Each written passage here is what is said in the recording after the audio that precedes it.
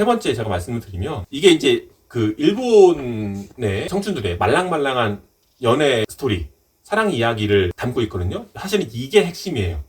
야구는 이제 이 주인공들이 이제 활동하는 배경이 되는 거고, 정리하면 이런 거예요. 어릴 때부터 굉장히 친했던 친구가 있어요. 히로와 히카리죠.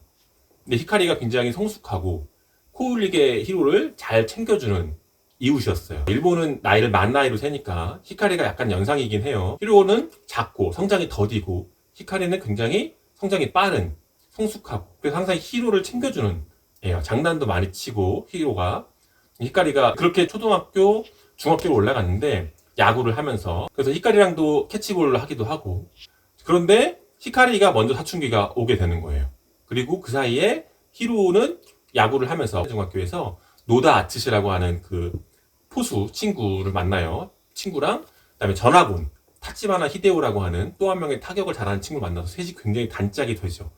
근데 타치바나 히데오는 굉장히 키도 크고 이미 히카리처럼 굉장히 성숙해졌고 굉장히 사춘기가 빨리 온 거예요. 이성에 눈을 뜬 거죠. 하지만 히로는 혼자 여전히 어린아이 시절에 늘 헤매고 있는 거예요. 장난치고 놀고 남녀 간의 어떤 감정에 대해서 전혀 모르는 애인 거죠. 어린아이인 거죠.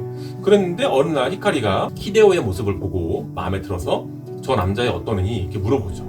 히로는 쟤 좋은 애인데 쟤 야구 잘하고 멋진 애야. 그래서 히데오를 소개해주게 돼요. 근데 히데오랑 히카리가 둘이 굉장히 잘 맞죠. 둘 다 굉장히 성실하고 반듯하고 재능도 뛰어나고 똑똑한 히카리가 굉장히 주변에서 굉장히 부러워하는 커플로 성장하게 되는 거예요. 중학교, 고등학교 내내. 그런 사이에 거기 만화에서 보면은 중2 때쯤 나와요. 중2로. 중2 때쯤 히로가 키가 이제 확 크게 되고 사춘기가 오게 되죠. 걔네는 이미 사랑이 시작돼서 잘 살고 있는 거고. 근데 이제 히로는 그때부터 어렴풋하게, 어쩌면 이제 확실하게일 수도 있지만 그 마음을 느끼게 돼요. 자기 첫사랑은 히카리라고 하는 걸 알게 되는 거죠. 그거를 갖고 고등학교에 진학을 하면서 H2가 이제 시작을 하게 됩니다. 첫 권부터.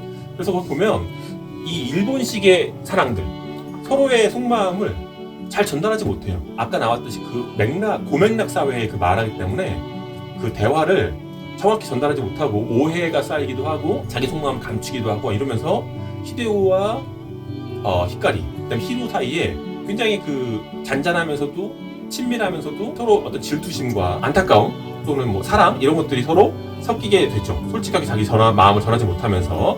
그래서 그 유명한 가사예요. 델리 스파이스의 고백이란 노래, 여러분들 많이 아시겠지만 중2 때까지 매일 첫째 줄 앉았다. 이제 키가 커서 열 몇 살쯤 됐을 때는 주변에 둘러보니까 전부 첫사랑 진행 중이고 나 혼자 이제 남아있다. 이런 얘기를 하는데 이게 이제 H2, 델리 스파이스가 H2의 팬이어서 그 히로의 상황 입장에서 그 고백이라는 가사를 담은 거죠. 아마 히카리의 입장에서도 뒤에 있을 거예요. 다른 사람의 손을 잡고 품에 안겨 있을 때에도 이 생각을 하고 있었다. 히카리의 마음을 담은 건데, 물론 히카리는 히로를 좋아하는 마음을 드러내지 않아요. 작품 속에서.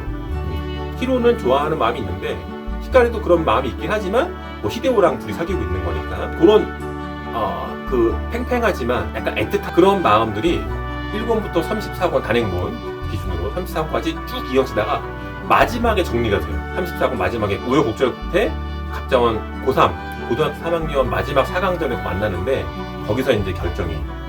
물론 그 전에까지도 사실은 다 알 수 있었을 거예요. 그래서 그 여름, 히카리가 이제 여름이 생일인데 그때마다 있었던 에피소드라든가 그 야구와 관련된 그 세 사람의 어떤 갈등, 사랑 이런 것들이 아주 잔잔하게 묘사되어 있다. 아까 말씀드렸듯이 대사 없이 그림으로 잘 묘사되어 있다. 그런 것들을 재미있게 보실 수 있을 것이다. 웬만한 멜로드라마 같은 것보다 되게 풋풋한 사랑의 모습을 볼 수 있다.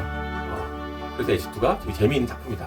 이렇게 말씀드리겠습니다. 네 번째 제가 이제 좋아하는 장면들은 이런 것들이에요. 실패를 받아들이는 방법이라든가 성장하면서 배웠던 친구들과의 관계라든가 스승과의 관계라든가 이런 것들을 배우게 되는 건데, 예를 들어서 제가 인상 깊었던 게 이런 거예요.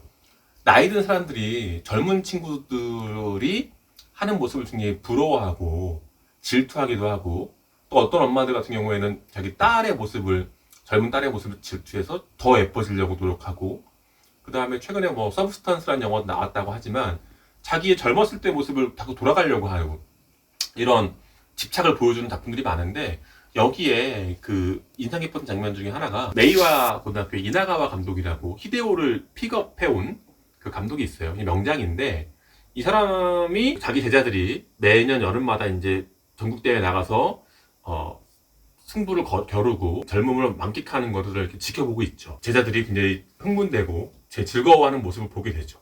거기 인상 깊은 장면이 그 히데오가 그 감독에게 이렇게 얘기해요. 부러우신가요? 이렇게 얘기했더니 그 감독이 전혀 부럽지가 않다. 왜냐하면 너희들한테만 그런 여름, 17세의 뜨거웠던 여름이 있다면 부럽다고 하겠지만 나에게도 있었다. 나에게도 이렇게 뜨거웠던 경험이 있기 때문에 전혀 너희가 부럽지 않다. 이렇게 얘기를 하는 장면이 나오거든요. 저는 이게 굉장히 인상 깊은 장면이었고, 이게 어른 같은 대답이구나. 나도 그런 게 있었으니까 그걸 자꾸 집착하고 하는 것이 아니라 쟤들 참 좋겠다. 왜? 나도 그래 봤으니까. 이렇게 바라보는 시선이 있는 것 같아요. 또 하나의 어른의 모습이 뭐냐면 이건 약간 판타지 같기도 해요. 그 히로네 집과 히카리네 집이 집 근처에 있는데 굉장히 좋은 이웃, 굉장히 가까운 소꿉친구 이렇게 나와요. 어릴 때부터. 근데 이게 일본 90년대, 80년대 그랬을 수 있겠지만 물론 뭐 우리나라도 그 무렵엔 그랬던 것 같아요. 이웃집에서 아이들 잘 돌봐주기도 하고 서로 이 집에서 이 집 아이를 돌봐주기도 하고 막 이랬던 것 같은데 여기 보면은 히로가 그 집에 맨날 가요. 히카리 집에 맨날 가고 그다음에 히카리 생일날 가면 이제 그런 회상씬이 나오는데 아줌마 왜 맨날 이렇게 많이 큰 케이크를 사요? 히카리 생일날. 그러면 그 아줌마가 이렇게 얘기하죠. 히카리 혼자 다 못 먹잖아. 그리고 다음날이면 히로가 맨날 놀러 오니까 히로가 먹을 케이크 남겨둬야지. 그래서 큰 걸 산다. 이런 것들이 이제 회상하는 장면이 나와요. 그리고 그 히카리 엄마가 그 자기 집에 히로가 잘하는 키 큰 걸 다 이렇게 정해놓고 히로가 낙서하는 것도 지우지 않고 잘 돌보는 장면이 나와요. 이 얘기를 왜 말씀드리냐면 제가 정감이 갔던 캐릭터의 죽음 중에 충격적인 죽음, 놀라운 죽음 중에 하나가 이 만화책에 있어요. 그게 이제 히카리 어머니의 죽음인데 그 장면 보면은 굉장히 담담한, 왜냐면 일상을 다루는 만화니까 일상적으로 가다가 어느 날 히로 어머니가 이제 약간 통실통실하신 분인데 맹장 수술로 병원에 가요. 그 집은 이제 엄마가 병원을 입원했으니까 도시락 먹을 일이 없고 그래서 히카리네 집에서 밥을 해결하죠.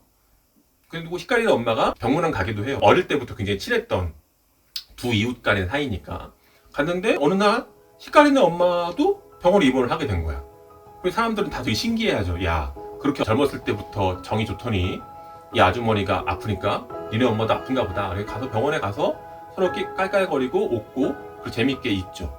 그리고 나서 권수가 바뀌나 장면이 바뀌면서 그리고 3일 뒤에 히로 엄마, 우리 엄마는 태어났고 히카리네 엄마는 돌아가셨다. 이렇게 얘기가 나와요. 검사로 들어갔는데 갑작스럽게 이제 병이 있어서 돌아가신 걸로, 죽는 걸로 나오는데 물론 뭐 현실적으로는 그렇지 않겠지만 굉장히 충격적이었죠. 히로가 이제 아줌마 병문안을 갔는데 히카리네 엄마가 그런 얘기를 하죠. 나는 히로 편이야.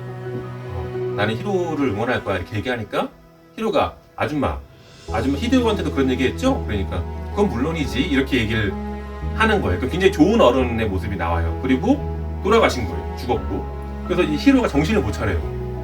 그래서 그 과거 회상씬 어릴 때부터의 그거를 보여주는데 이게 이제 굉장히 또 문학적인 게 대사가 없어요. 그런 컷으로만 그 사람들의 아줌마와의 관계, 어렸을 때 그 회상씬을 보여주는 거죠.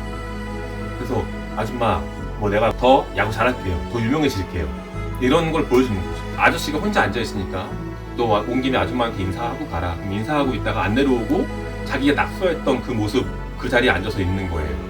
그러면 그 아저씨가 그 히카리 엄마는 너 같은 사내 아이를 한 명 더 낳고 싶었다. 근데 너가 우리 집에 놀러 오고 난 다음부터는 그런 얘기를 일체 하지 않았다. 이런 얘기를 하는 거죠. 이런 식의 어떤 이웃 간의 그런 관계들이 약간 판타지처럼 나와요. 그래서 그 낙서, 이거 왜 낙서 남겨놨어? 그랬더니 히로가 유명해지면 이 낙서도 유명해질 거니까 이런 얘기를 하죠. 그러니까 이제 히로가 아줌마 나 더 유명해질게요. 이렇게 하는 장면이 나와요. 이제 그 히카리 아빠가 자기 혼자 서점을 꾸려 나가고 어쨌든 생활을 해야 되니까 이제 그랬는데 어느 날 히로가 이렇게 했는데 아저씨가 이렇게 담벼락에 기대 담배 피다가 그 담벼락 너머로 훅 넘어가는 거예요. 그래서 넘어가려고 하길래 히로가 가서 딱 잡죠. 허리를. 아저씨 왜 이러시냐고. 그랬더니 아 여기 뭐 딴 것 때문에 그렇지 나는 뭐 죽을 생각이 없다 얘기하는데 대화를 하다가 이렇게 얘기를 해요. 히로야 너는 오래 함께할 여자를 만나라 이렇게 얘기하니까 히로가 아저씨 후회하세요? 그러니까 전혀 후회하지 않는다 이렇게 얘기를 하죠. 그런 게 굉장히 요즘 같은 때에 그렇게 남의 자식을 되게 예뻐해 주거나 남의 자식과 관련 있는 그런 이웃 간의 정이 있을 수 있을까 이런 가족 간의 그 벽을 허문 내용을 우리 세대가 굉장히 감동적으로 생각하고 있는 것 같아요. 그래서 그 이우정 작가라든가 그 이런 PD들 그 사람이 응답하라 1994에 나왔던 그런 그 응칠에서 요 H2의 컨셉이라든가 터치의 컨셉을 갖고 왔죠. 그래서 이웃 간의 어떤 관계 그런 모습들 그리고 뭐 확인 뭐 이러면서 뭐 키스하는 이런 것들 다 거기서 나온 거니까 많이 오마주한 작품들이 많이 있죠. 그래서 저는 이게 굉장히 따뜻한 장면이기도 하고 이런 걸 내가 어릴 때 받아본 적이 있나? 아니면 우리는 지금 이웃 간에 이런 이웃들이 있을까? 이렇게 약간 향수를 불러일으키는 일본도 아마 지금 이렇진 않을 텐데 그런 관계들이 되게 감동적인 작품이다 라는 말씀을 드립니다.